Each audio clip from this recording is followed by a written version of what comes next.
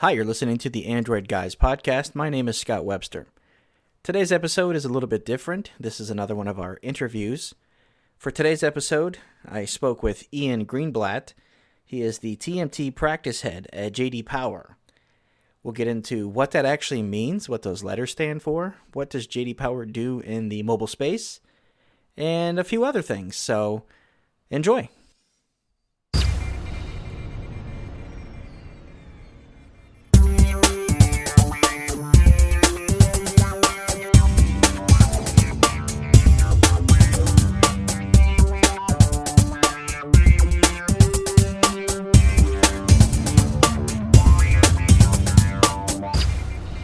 Thanks for taking time to speak with us today. Scott, delighted to be here. Really appreciate you reaching out and giving us an opportunity to talk about what we love to do. So JD Power is an interesting thing. It's kind of like one of those, it exists. There's a lot of prestige behind it. That there are awards, and a lot of companies who are awarded them love to hold them up and show them off and kind of, stand behind those. So in your title here, I see you are TMT practice head at JD Power. Can you tell me a little bit about what JD Power actually is, and then we can dive a little deeper? Oh yeah.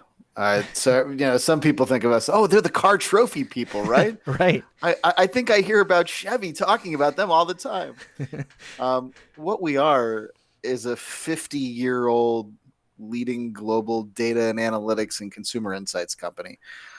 We've been trusted by consumers, like I said, for more than 50 years to bring their voice to businesses around the world, leading to better products and services and experience. And we use our cross-industry and multidisciplinary approach. Try saying that quickly. No. We combine leading-edge tools and our market expertise to uncover insights that increase understanding and drive business results. It's a very flowery way of saying that we represent the voice of the consumer to the companies they do business with and identify opportunities for those businesses to delight their customers. Nice. So it sounds as if you kind of bridge the experience for people, or ultimately try to make that experience better between the end user and the companies that you guys basically work with. Now, would that be correct?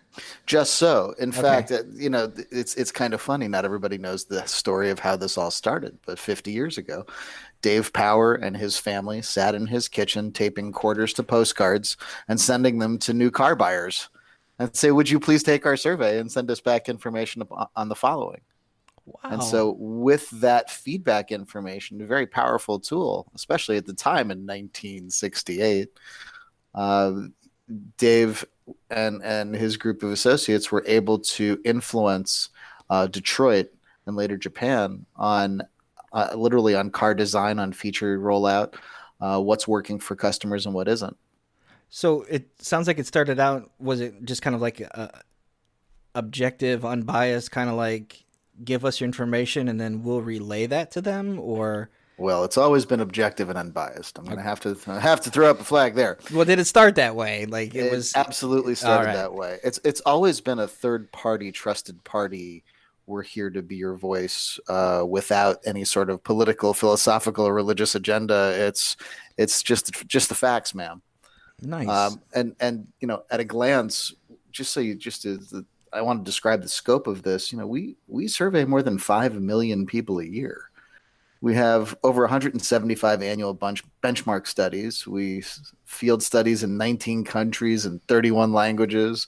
We have a global client base of over 1,000.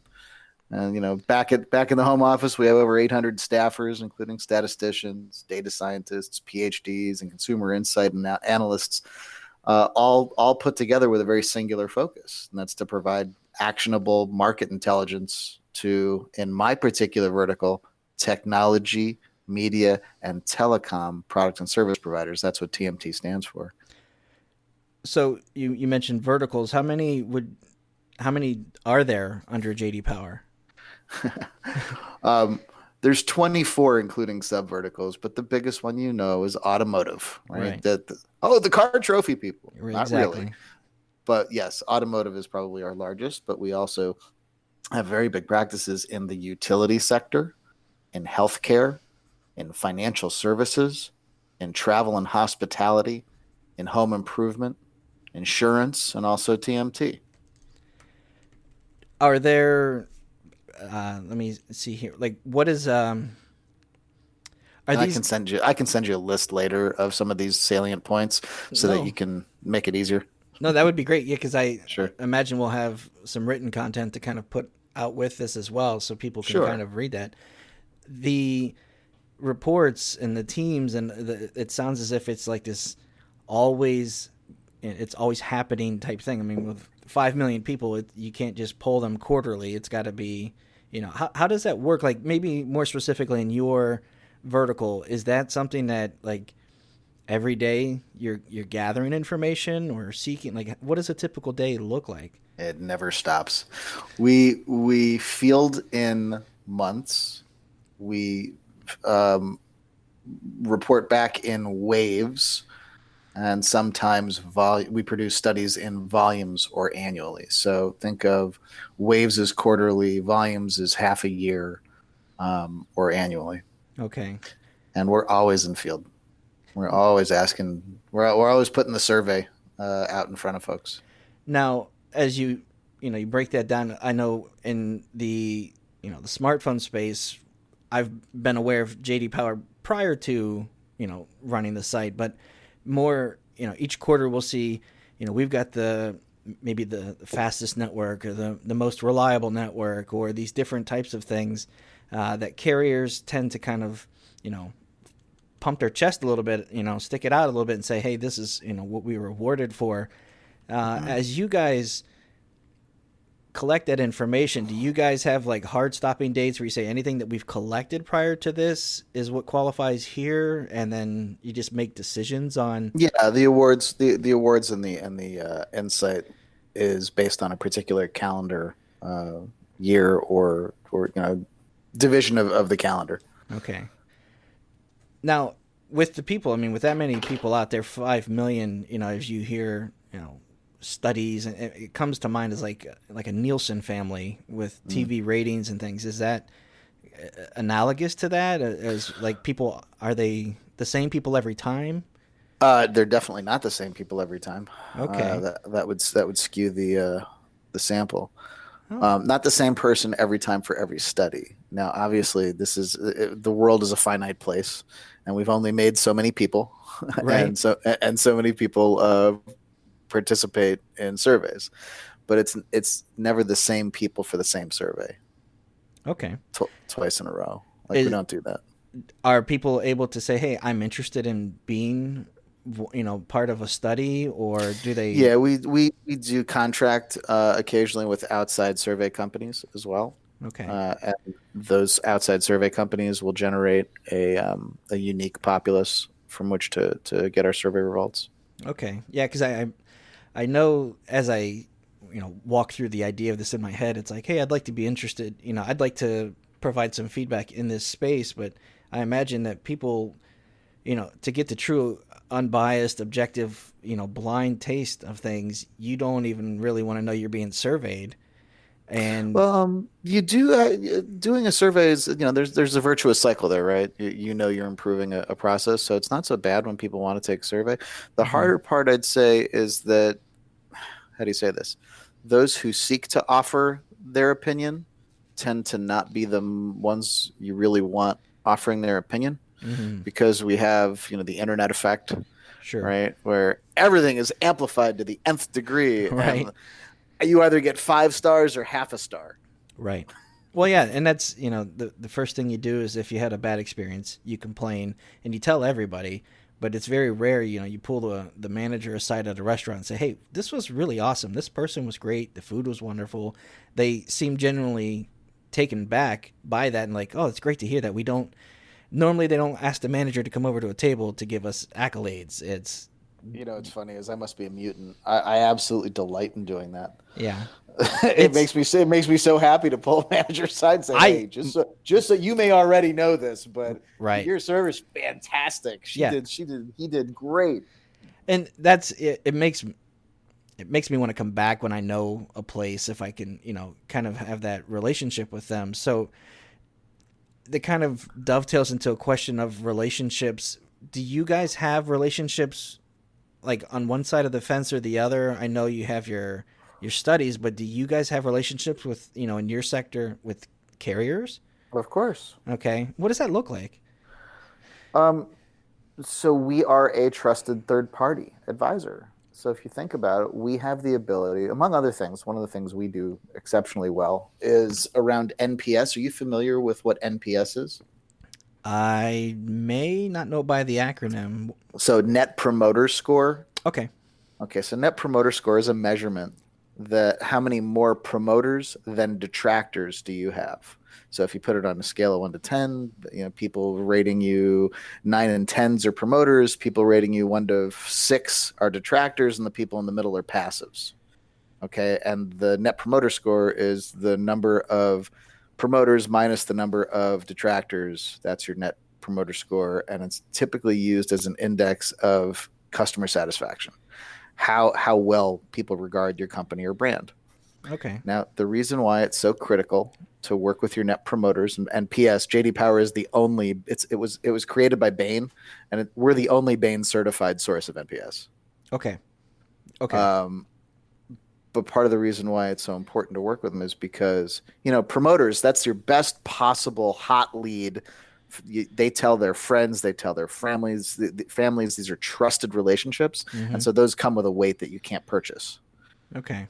Detractors don't just tell their friends and family. They tell everyone. Right. And so you particularly have to get on top of detractors too. Do what you can to drive them to passive, and do what you can to drive passive to promoter or to promoter status. Okay. And that difference between an 8 and a 9 is just a little delightful something. Just find that. Were you thanked for your business? Did they ensure at the end of a call that you got exactly what you needed? And if they didn't, take it down and get it done. Right? Was your problem resolved in the first call? Right. These are things that delight customers. And when we're able to, and you asked about the relationship, we bring those insights back to our clients, to a major telco, to a major MVPD, multi-channel video programming distributor, the cable guy. We bring those insights. That's how we work with a customer. We don't just throw up and show up, or show up and throw up. I got that backwards. Right. Where you show up with a slide presentation and go, here, I'm going to read these slides to you. Right. That's not helpful. What's helpful is interpreting the data specifically for their business, specifically for the opportunities that allow them to grow the gaps between their nearest competitors or close the gaps to the market leader. Okay.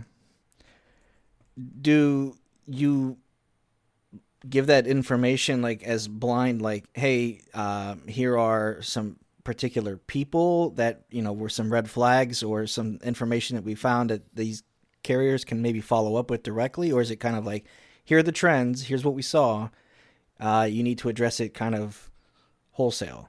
No, they're blind. Okay.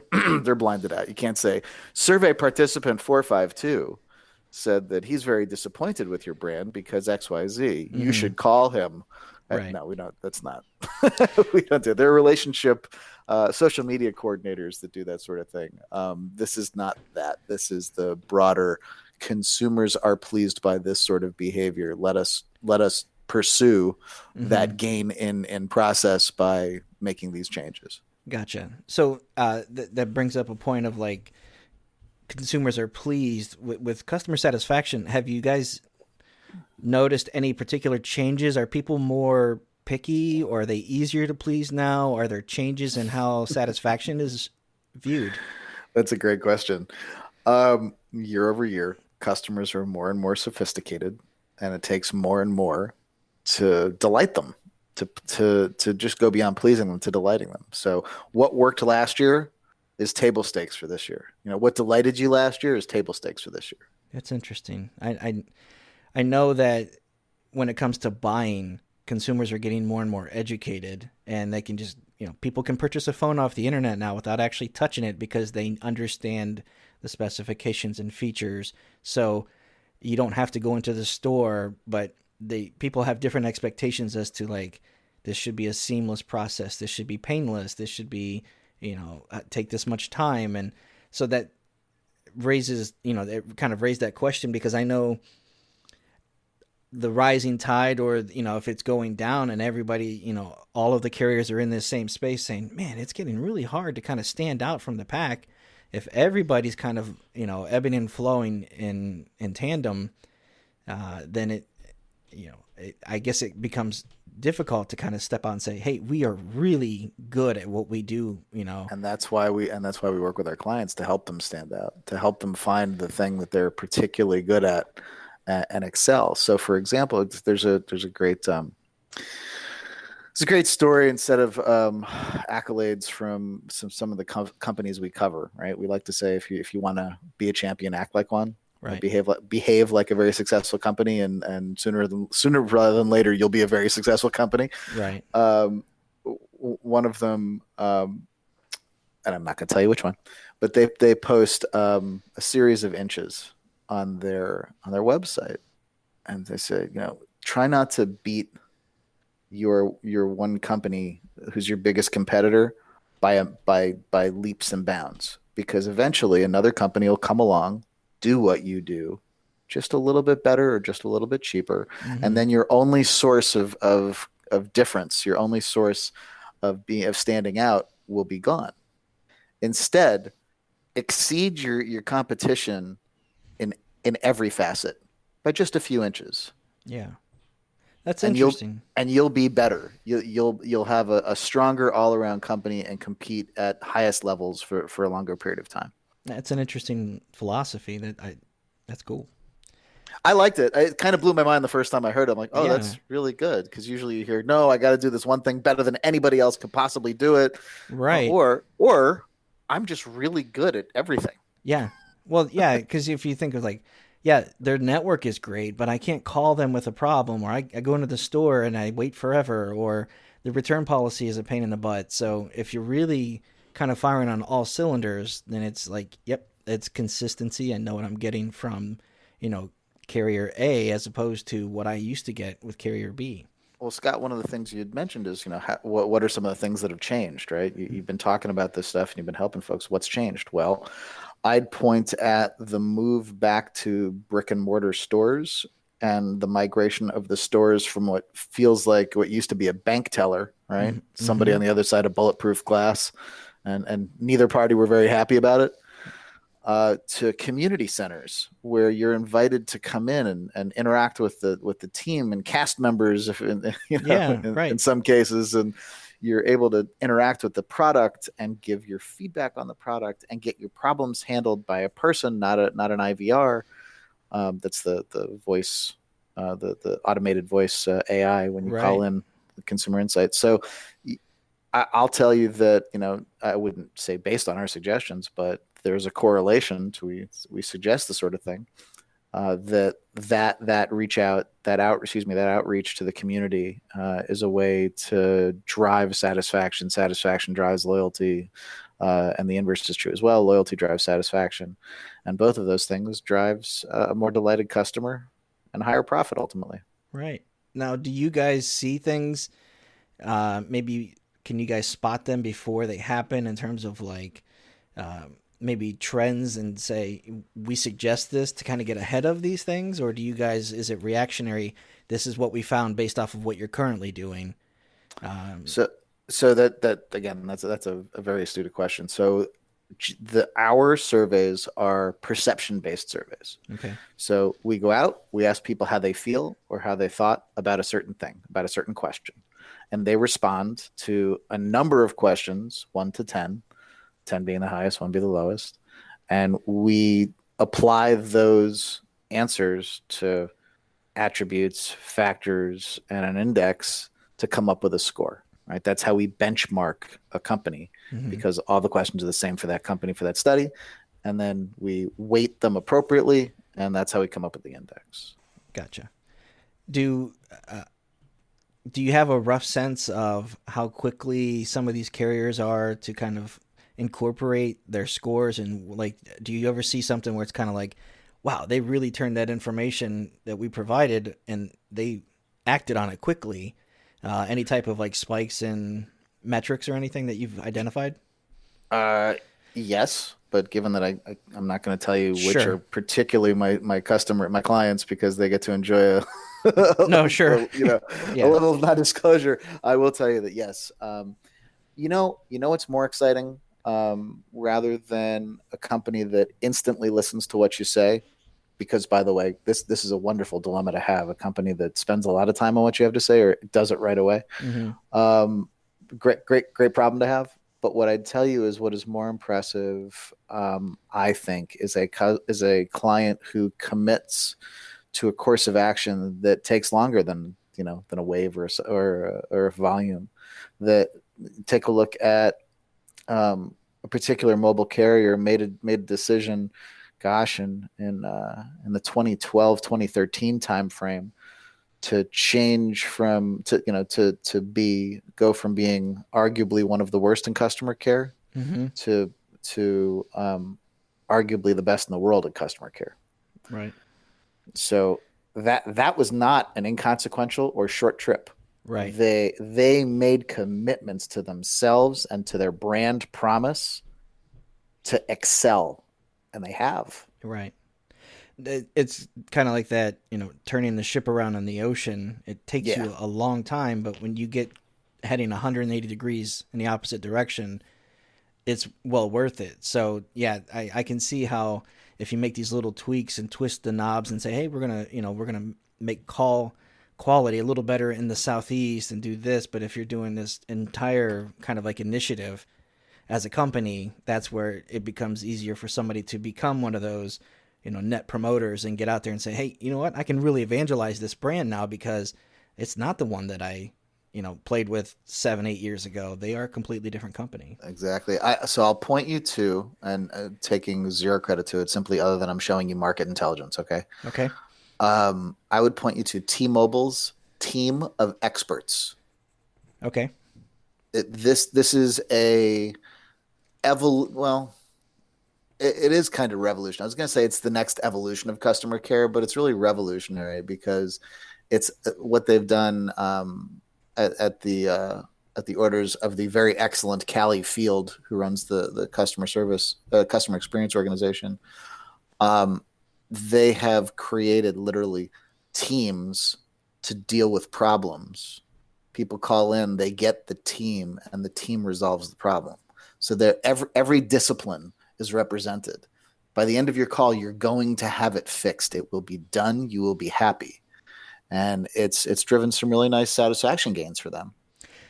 That that makes sense because because we can buy things sight unseen, and we have a sense of entitlement to what we spend our money on and what we expect, and to have something where it's like, I don't want to call because I don't want to just go through this flow chart of, yes, I turned it off and turned it back on. I checked for software updates. Dude, I've done all these things. Let's get me to tier 2. Whatever I got to say, the magic words of supervisor, whatever. Exactly.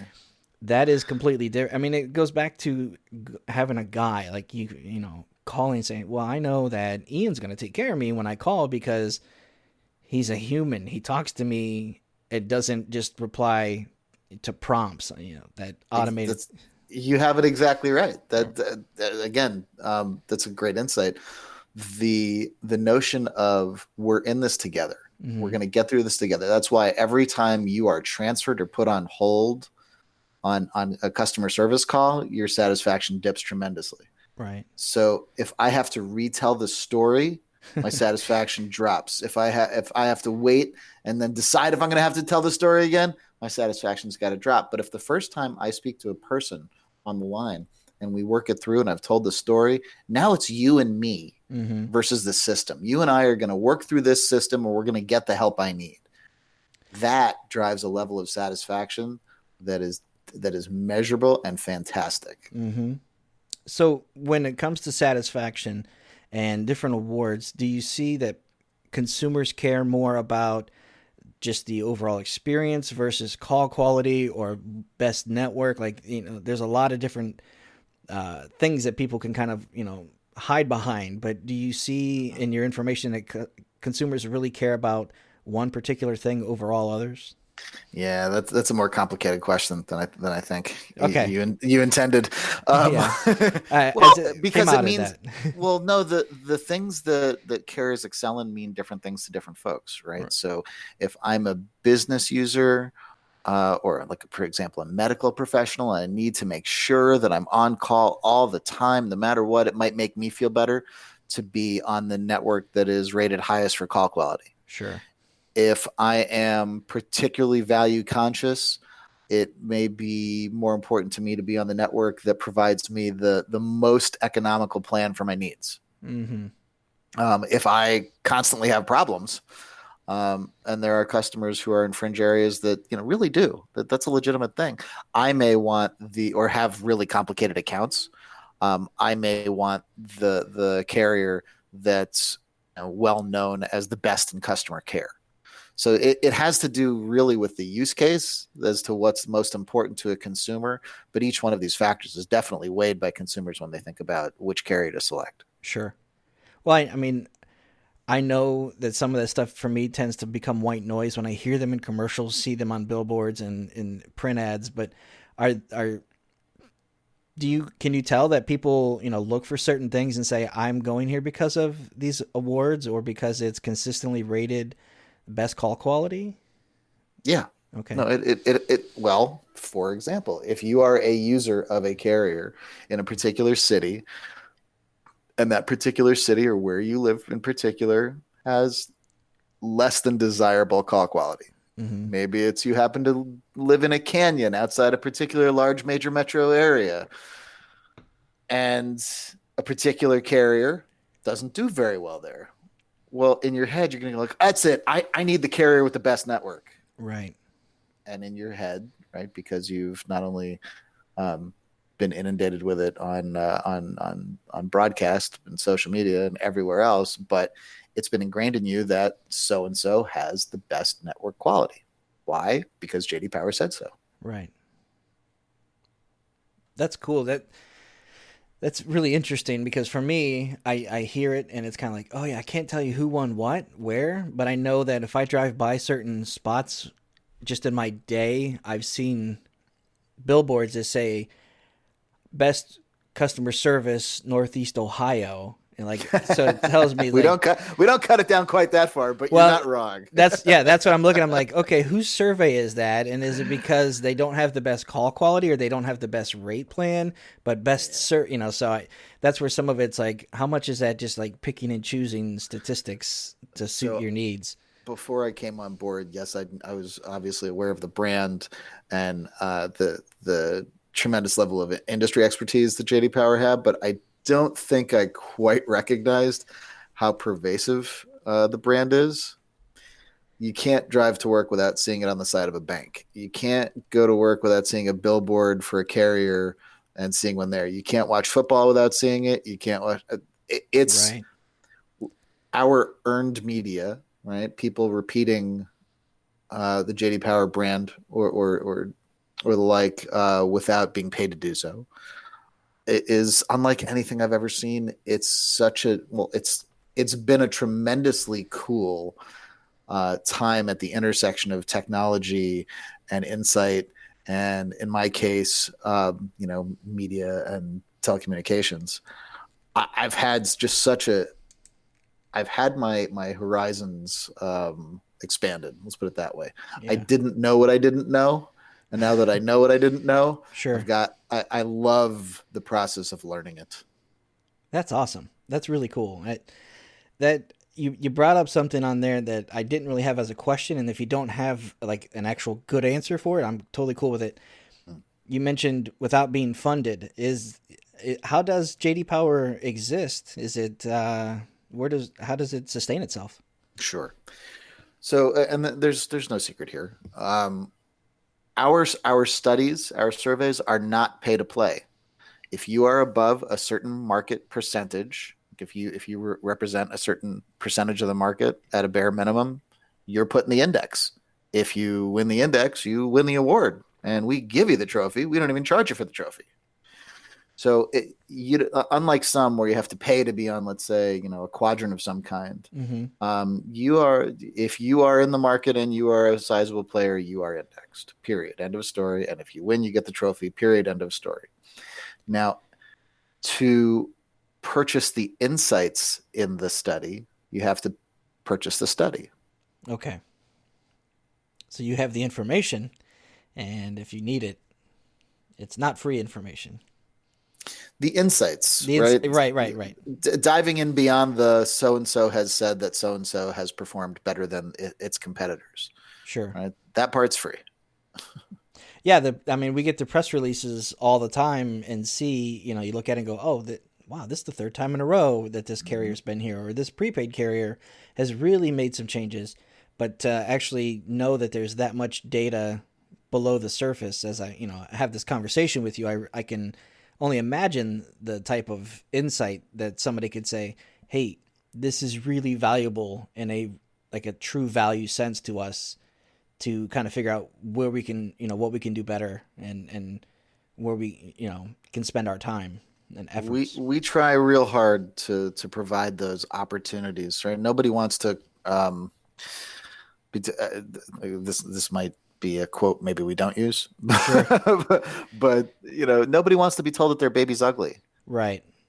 So sometimes it's a very difficult thing we do, which is to bring truth to power, to bring observations which may be less flattering than a client would like. Mm-hmm. It's the truly sophisticated and dedicated clients that hear it and say, show me numbers, let's defend this. Then we need to change this right away. That take real action when confronted with opportunity and defendable opportunity. Gotcha.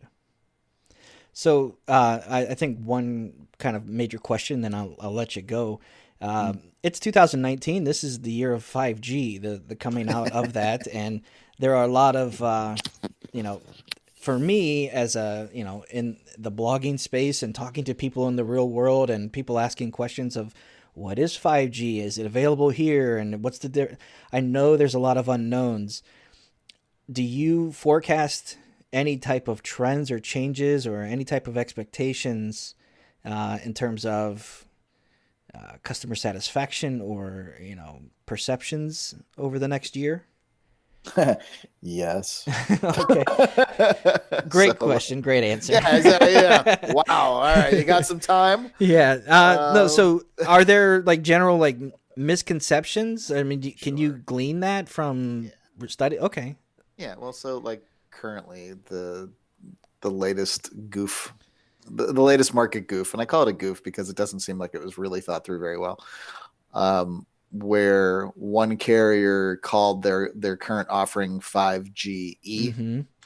and another carrier said we're the first to 5G, and another set of carriers said 5G, we have 10G. So I think you can see where the intentional confusion lies, mm-hmm. right? By trying to confuse the consumer, and they don't even. All I know is I need to have the most G's. Right. Give me the most G's. So there's some disinformation or misinformation or confusion sown intentionally into the market, and then there's that race to be first. Now, a particular carrier who claims to have been first in the world in 5G rollout deployed in Minneapolis and Chicago, mm-hmm. on a very particular handset, right? That didn't enjoy the largest number of sales, right? But was the easiest to upgrade in field with a proper radio, right? So, P.S. I'm ex Motorola, so I absolutely love that it was a Motorola phone. Mm-hmm. But the service was very directionally offered. So if you were sitting in a particular seat in a particular cafe in a particular neighborhood, you got throughput of nearly a gigabit. Right. So right now, the triple net to the consumer is, I don't think it's meaningful yet. Sure. It really isn't. There aren't reliable speeds because when 5G makes a difference is when it's that level of broadband availability is ubiquitous, Yeah. right? The ability to have fast zones and slow zones is not something you can really rely on if you're relying on goods and services that take advantage of that very fast, pervasive backbone. Mm-hmm.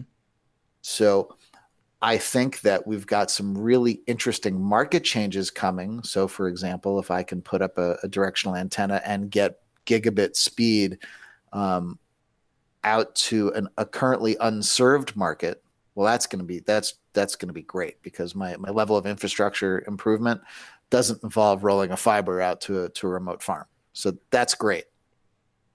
I think being able to have ubiquitous broadband always on video in HD or 4K is hard to underestimate how interesting that's going to be. Mm-hmm. Not to mention the two-way video, two-way communication where there wasn't one, and then moreover, anything that requires heavy-duty computation that needs to be done in the core, not at the edge. And to unpack that for just 2 seconds, what I mean by that is, let's say your laptop is a computing device at the edge and Amazon Web Services is heavy computational power in the core. Right. You can only do so many calculations on your laptop out at the edge, whereas, infinite storage and infinite compute means you can do very different things like autonomous vehicles. Right.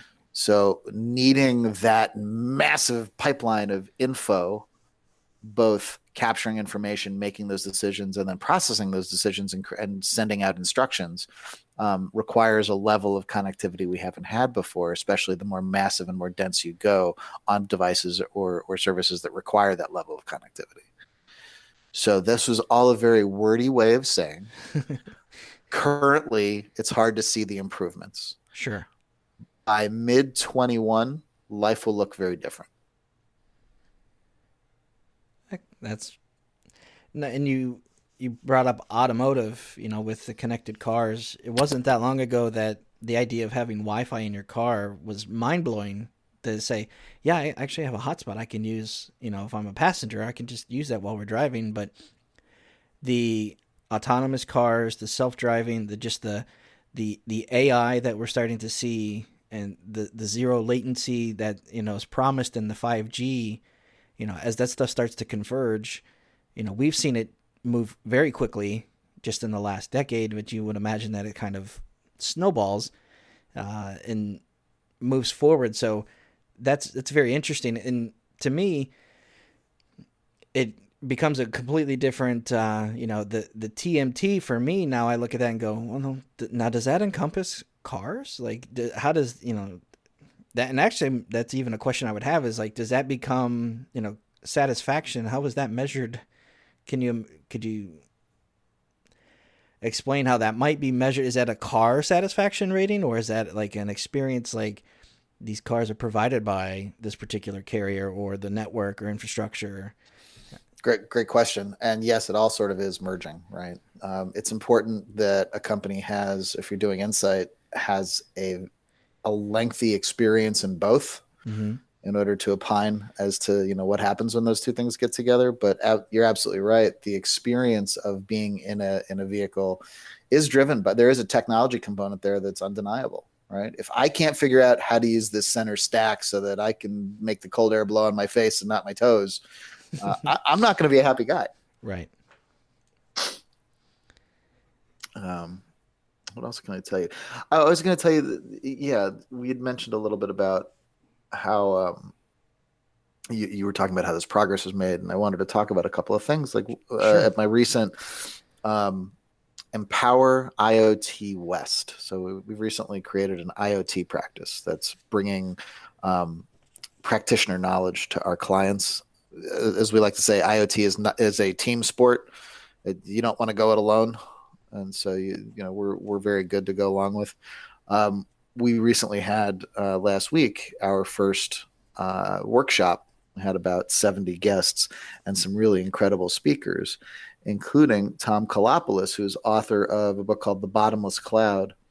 And he talked about how a world where storage costs will no longer impede progress. Because right now, if you think about it, autonomous vehicles throw off absolutely staggering amount of data, right? Telemetry wise, video, there is terabytes of data coming off of these vehicles. Mm-hmm.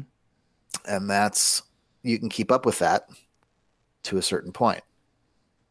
But all of that data comes with a cost. It's not free to store it. It's not free to access it, right? You pay charges on ingress and egress of a cloud, Mm-hmm. and you pay to store it. So if you think about it, your $50,000 Tesla may come with a cost of $2.23 million a year to store and access all the data that comes off of it. Right. Well, yeah, I had not thought of that, but as you started to tell me, and thinking about what is actually being sent and used and processed, that it's like they're giving away the razor, and they're going to pay for the blades themselves. Exactly. So you can see how the evolution of storage or process or that sort of thing will change the method and the way in which we consume the product, right? So there's only so many. Storage will create that bottleneck where we can't have that many autonomous vehicles, or we will have reached peak car where where the planet just won't sustain more vehicles, and so autonomous vehicles becomes the only way we can continue to move the populace swiftly. The only way to do that is by unlocking storage, so as that the cost and the egress and the ingress is not prohibitive to having that level of automotive vehicle, or autonomous vehicle density. Right. So he actually blew our minds. Tom, you're blowing mine. He really did. Awesome. He blew our minds. And I'm happy. I'll send you. It's Kalopoulos, and the book is The Bottomless Cloud. I've got it written down. We also had one of my very favorite people, Nate Williams, who's the former chief revenue officer from an IoT company called August, right? August Locks. Yeah. He's now an entrepreneur in residence at Kleiner Perkins. And he, again, blew our minds with talking about his experience in consumer IoT, as well as where investments are going now, where the investment dollars are flowing. And then finally, we had Jeff Gardner, who's the CEO of Brinks Home Security. He talked about protecting the connected home. It was just fantastic. Oh, wow. Yeah. You'll be on the invite list for the next one. No, that sounds really like just the fly on the wall, like just because these people are, face down in this stuff, and they can see that, the things happening before they happen for us. That's the type of like leading edge stuff that's really fascinating. It's good stuff. At least to me. Well, we like it. Ian, this has been a great conversation. I've really enjoyed it. I've learned quite a bit, not just about JD Power, but just kind of like how that part of the industry works. And it was nice to kind of get an idea or a sense of like how the sausage is made when it comes to these actual studies. Thank you for taking time to speak with me and spend spend almost an hour with me today. I'm delighted to do it. You'll find that you get me started on a topic I like talking about. You actually have to tap the clock and say, "Dude, enough." No, I could have. We could have kept going where we were heading. I would have been all in, but it was not where we started. But that's right. No, I appreciate it. Please keep my number. Please reach out to Brian as well. We're only too happy to provide a little bit more visibility into the sausage making whenever you need. Great. Well, hey, have a great week ahead. I appreciate it. Thanks again. And I don't know what your day looks like today, but it sounds like you might have catching up. Yeah. Post holiday. Yeah. Yeah, exactly. All right. Hey, Scott, I really appreciate this time. This was fun. No problem. Thank you very much.